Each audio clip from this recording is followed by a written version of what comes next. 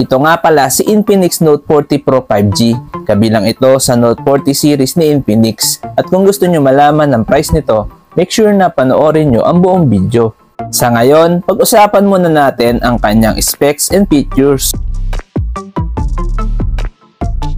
Meron nga pala siyang 6.78-inch Full HD Plus AMOLED curved display with 1080 by 2436 pixel resolution.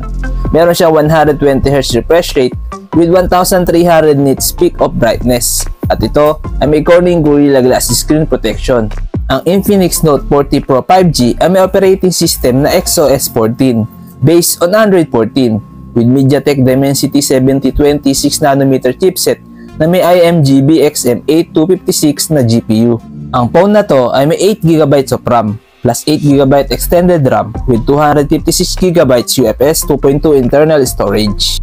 Ang Infinix Note 40 Pro 5G ay may triple rear camera setup with 108MP main camera with OIS with quad LED flash, HDR and panorama at kaya nito mag-record ng video up to 2K at 30fps.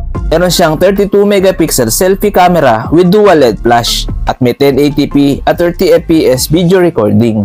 Dito naman tayo sa kanyang battery. Meron siyang 5000 mAh battery capacity with 45W fast charging, 20W mag-kit wireless charging, and reverse wired and wireless charging. Sa security, meron siyang under-display fingerprint scanner and face unlock. At ito ay may stereo speakers tuned by JBL. Dimensions, meron siyang 164.3 by 74.5 by 8.1mm at may timbang na 190 or 196 grams with IP53 dust and splash resistance at ito ay may dual SIM. Sa connectivity, meron siyang 5G, dual band Wi-Fi, Bluetooth, GPS, NFC, RR Blaster, FM radio, OTG, and USB Type-C. Ngayon, dito na tayo sa kanyang price. Ang estimated price ng Infinix Note 40 Pro 5G ay around 16,300 pesos. Ito ay price conversion lamang at pwede pa ito magbago kung sakaling magiging available ito sa Philippines. Ano sa tingin nyo guys? Sulit ba ang Infinix Note 40 Pro 5G?